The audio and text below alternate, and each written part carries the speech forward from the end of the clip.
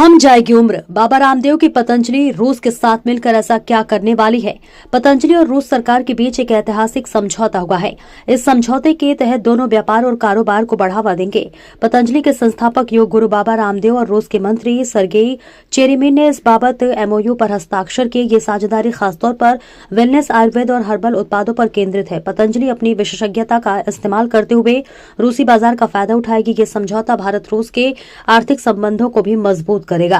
इससे सांस्कृतिक आदान प्रदान बढ़ेगा, साथ ही ज्ञान साझा करने, रिसर्च और टिकाऊ व्यापार के नए रास्ते खुलेंगे। ये पतंजलि की दुनिया भर में अपनी पहचान बनाने और भारतीय वेलनेस उत्पादों को अंतर्राष्ट्रीय स्तर पर बढ़ावा देने की कोशिश का हिस्सा है। यह समझौता भारत और रूस के बीच दोस्ती को और गहरा करेगा।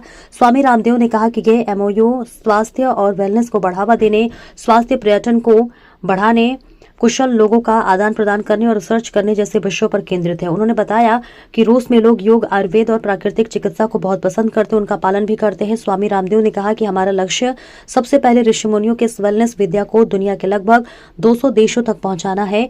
रूस इस लक्ष्य को हासिल करने का पहला पड़ाव होगा। इस एमओयू का सबसे महत्वपूर्ण बिंदु रूस में पतंजलि की वेलनेस सेवाओं का विस्तार करना है। पतंजलि रूस के साथ मिलकर उम्र को कम करने और लंबी उम्र पर गहन शोध करेगा। इस शोध से गंभीर बीमारियों का पता करके उनके शरीर में आने से कई साल पहले की लगाया जा सकेगा।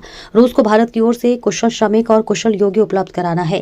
स्वामी रामदेव ने बताया कि पतंजलि ही एकमात्र प्राइवेट पार्टनर रहा है जिसने प्रधानमंत्री कौशल विकास योजना के तहत 2 लाख से अधिक लोगों को प्रशिक्षण दिया है। पतंजलि रूस को कुशल योगी और कुशल श्रमिक प्रदान करेगा। इसके अलावा इस एमओयू के तहत भारत के उच्च स्तरीय ब्रांड्स को रूस में और रूसी ब्रांड्स को भारत में बढ़ावा दिया जाएगा। पतंजलि अपने विश्वस्तरीय ब्रांड को रूस लेकर जाएगी, जिससे रूस के नागरिकों को भी पतंजलि की गुणवत्ता वाले उत्पादों का लाभ मिलेगा। स्वामी रामदेव ने कहा कि भारत और रूस मित्र देश है। भारत का रूस से भावनात्मक जुड़ाव आजादी से पहले भी था और आज भी है।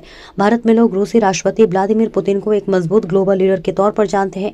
उनकी बहादुरी और पराक्रम से पूरी दुनिया परिचित है। उन्होंने कहा कि भारत और रूस की दोस्ती से कुछ बड़े लोग खुश नहीं है, लेकिन किसी भी परिस्थिति में रूस का भारत का मित्र था और रहेगा। आध्यात्मिक, धार्मिक, आर्थिक, राजनीतिक और सामाजिक दृष्टि से भारत और रूस एक दूसरे से अभिन्न मित्र देश और रहेंगे। इस अवसर पर सर्गेई चेरेमिन ने कहा कि वे पतंजलि के साथ अपनी साझेदारी को मजबूत बनाएंगे। उन्होंने कहा कि पतंजलि के योग, आयुर्वेद और प्राकृतिक चिकित्सा का लाभ लेकर वे रूस के लोगों की जीवन शैली बदलेंगे और उन्हें स्वस्थ बनाएंगे।